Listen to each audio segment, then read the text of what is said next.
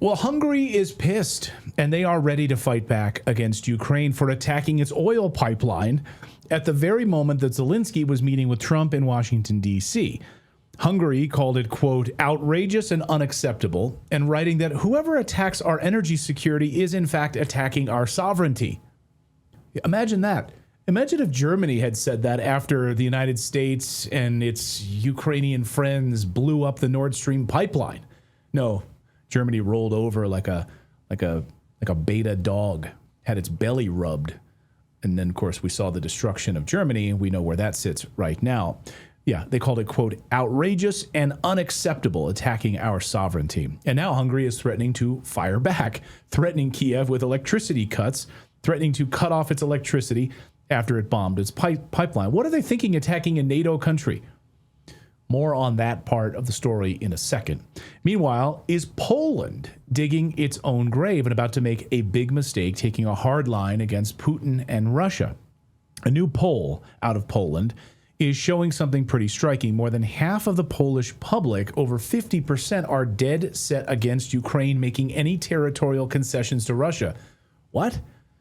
That means they're effectively supporting a hardline stance that could prolong the conflict, saying don't end this war, don't give up any land. Remember, these territories have been at the heart of the violence since 2014's CIA-backed coup in Ukraine, one that led to a tragic situation for ethnic Russians in eastern Ukraine, a genocide where neo-Nazis said enough is neo-Nazis running things in Ukraine carried out constant attacks on civilians living in eastern Ukraine, hitting schools, hitting playgrounds, for crying out loud, launching pedal mines so little kids could go outside and pick them up and have their hands blown off. Yeah, that was happening. So Russia said enough is enough. And they launched their special military operation. And guess what? These people in those areas voted overwhelmingly, over 90%, to join the Russian Federation. So it is now Russian Federation territory, whether they like it or not, and said goodbye to the most corrupt government in Europe, Ukraine. So the big question is this: are we watching Poland dig its own grave by supporting this failed state? The public mood is still heavily in favor of taking a tough line. In fact, according to this new poll, that then the people that rule Poland, 77% reject any concessions at all to Putin and Moscow. 77% say no concessions at all. I guess that includes Crimea as well. I don't know. So with that backdrop, let's bring in the brilliant Dr. Mike Krupa, one of the smartest men in all of Warsaw, Poland. Truly, a really, really smart person. I sure hope more people wake up and listen to you, Dr. Krupa. Great to have you back here on the show. So, first of all, let's just talk about the backdrop of all of this. Zelensky's in Washington, D.C. He's meeting with Trump. We seem to be making progress. Territorial concessions on the table. Trump even had a giant map in the room. Here's what you're giving up, basically. And the Polish people are saying, no, don't give up any land. What is going on?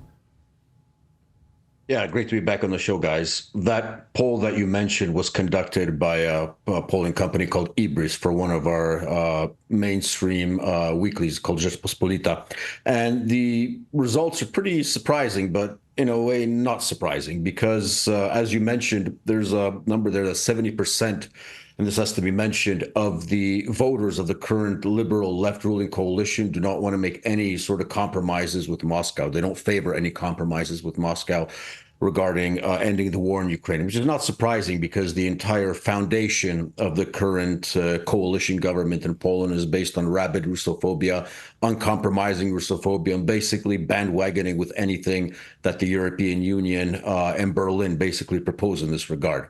So that's not surprising. But if you break down the numbers, actually, if you crunch them down even deeper, it turns out that we have a lot of boomers in Poland, if not most of the boomers, I would say 55 and plus people who, it's a funny situation, who had their basic education, high school education, some college educated back in communist Poland, in Russian occupied Poland. And they have turned against Russia in a very, some would consider unexpected way. This is actually one of the themes of Emmanuel Todd's book about the defeat of the West. It's actually being translated into English right now. Emmanuel Todd is obviously a very famous French demographer, sociologist, And in his book, he writes about how a lot of the middle-class elites of Eastern Europe that were educated during the communist times, so as I said, formerly under Soviet Russian occupation, and fairly well educated at that, have actually come out strongly against Russia, which seems to be a pretty big paradox.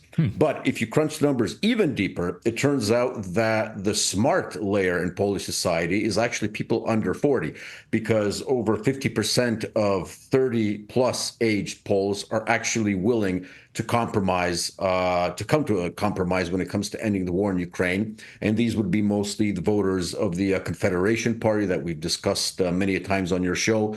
So the young people see that the future should be a peaceful future. It should be a future of compromise, a future of a working relationship between Warsaw and Moscow, whereas the boomers seem to be dead-enders, thinking that, it's 1980 all over again, that Ronald Reagan is making speeches about the evil empire. It's, as Barack Obama, I think, famously said in that famous debate with Mitt Romney, I think it was back in 2012, the 1980s are calling and want their foreign policy back. Let's be honest, most coffee gives you a quick hit that leaves you feeling jittery, foggy, reaching for another cup before lunch. But what if your coffee actually did something for your health? Rejuvenate Coffee is science-backed coffee, real Arabica beans infused with CA-AKG, which is a compound shown to support cellular energy, metabolism, even healthy aging. It's not a gimmick, it's not trendy, it's built for people who take their health seriously, who want to show up with focus and strength every single day. If you care about how you feel right now and how you'll feel 10 years from now, this is your coffee. Go to 1775coffee.com/redacted and order Rejuvenate Coffee today. Fuel your body and protect your future. Check out Rejuvenate. Anybody who would feel this way would be sincerely afraid of the narrative that Russia is going to march all the way across Ukraine into Poland. So they have to be buying some pretty heavy BS. And we can sort of say, like, why do you buy that stuff? But at the same time, we have to have empathy for the fact that they must be legitimately scared, which makes me mad that their leaders are manipulating their fear. Notice that in that press note about that Ibris poll, they mentioned that the majority of the people who don't want to compromise with Russia regarding Ukraine basically take their information from mainstream media. So in Poland, it would either be the government-run media, Polish television, TFP, or the liberal private media run by Discovery Channel, which is in Poland, TVN24, but they basically have the same message on Russia. Putin bad, Russia must die, we have to win the new Cold War, and so on and so forth. So if you consider that their source of information is mainstream BS, it's not really surprising. Whereas the 30 age group and the voters of Confederation who actually see this war ending on realistic terms, i.e. Russia also has national security interests that have to be taken into consideration, are people that get their information from sources such as yours, dissident media, alternative media. They have moved into the revolution of the 21st century where, reading mainstream newspapers and me reading, and watching mainstream television is basically cringe. That's something their parents do, but the boomers do. But the younger generation is definitely ahead of its times in terms of information consumption and what's really happening regarding Russia and Ukraine. That's a good sign, because hopefully these people will come to power in the next couple of years in the Polish parliamentary elections, and not only. Well, we have I get a lot of comments from Polish viewers who say, thank you for this. We can't get this information in Poland from our own media. They watch our show, and we have millions of them who watch our show. So thank you to the Polish people on that. Maybe I'll tell a little tale out of school here if I can, Mike, which is you and I and Douglas McGregor and a couple of other individuals have a nice little email thread going. And Colonel McGregor weighed in on this whole poll, and I liked his take on this. I want to get your thoughts on this if he's correct on. He says, what happens when the Americans simply walk away? Like, where will Poland be then? Where does that leave Poland? Because Moscow has no reason to cooperate with Poland on anything of consequence at all. So they're really setting themselves up for failure, in many ways digging their own grave. Do you agree with Colonel McGregor?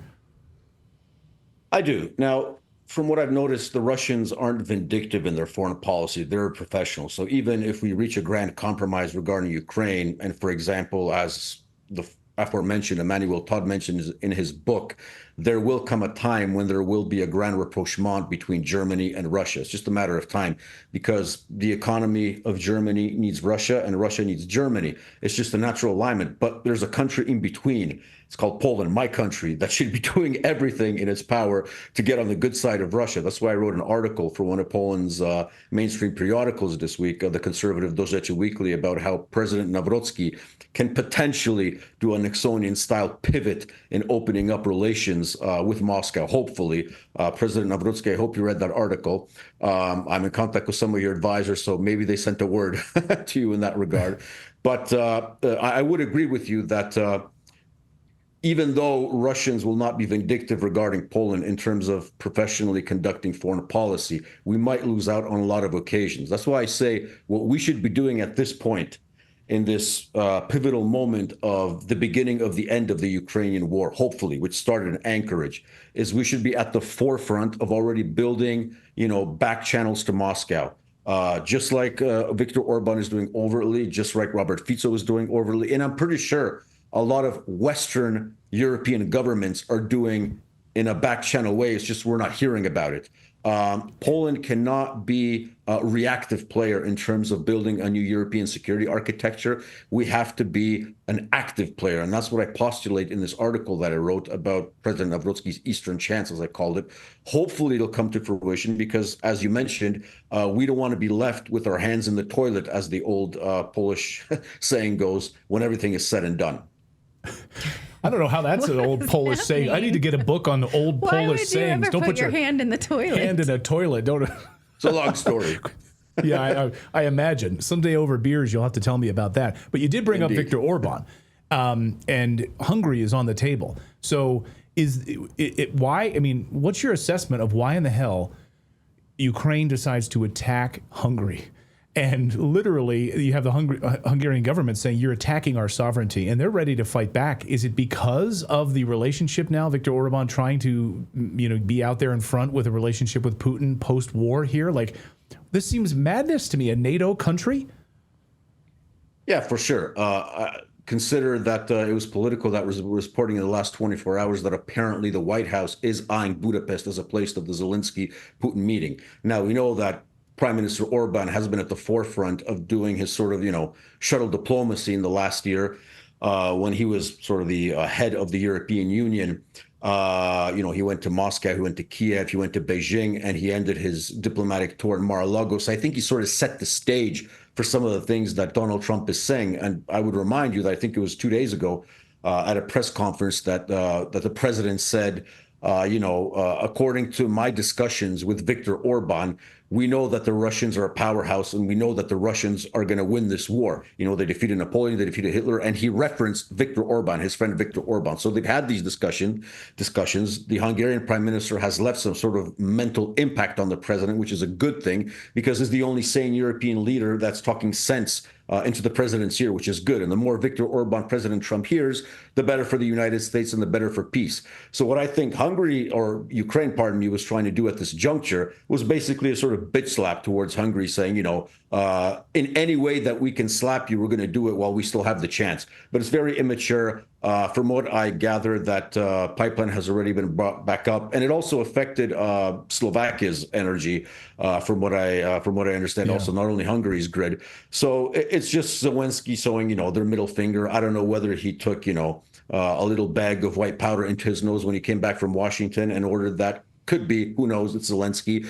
But they'll stand their ground. I'm very happy to hear that Fico and Orban haven't moved an inch, and they're standing firmly on a peace agenda and a realist agenda when it comes to ending this tragic war in Ukraine. Yeah, it turns out they don't waver like Germans do, I guess, when you blow up your pipeline, or when you attack your pipeline, roll over like a little bitch is exactly what Germany did. Dr. Mike Krupa, always great to see you. Many people in our chat say, Mike, thank you for being a voice of honesty in Poland. They appreciate you. We appreciate you, as always. Thanks, Mike. Thank you. Have a good night, guys. Take care. All right, you as well. You too. Very late there in Warsaw, so thank you. Thank you, Mike.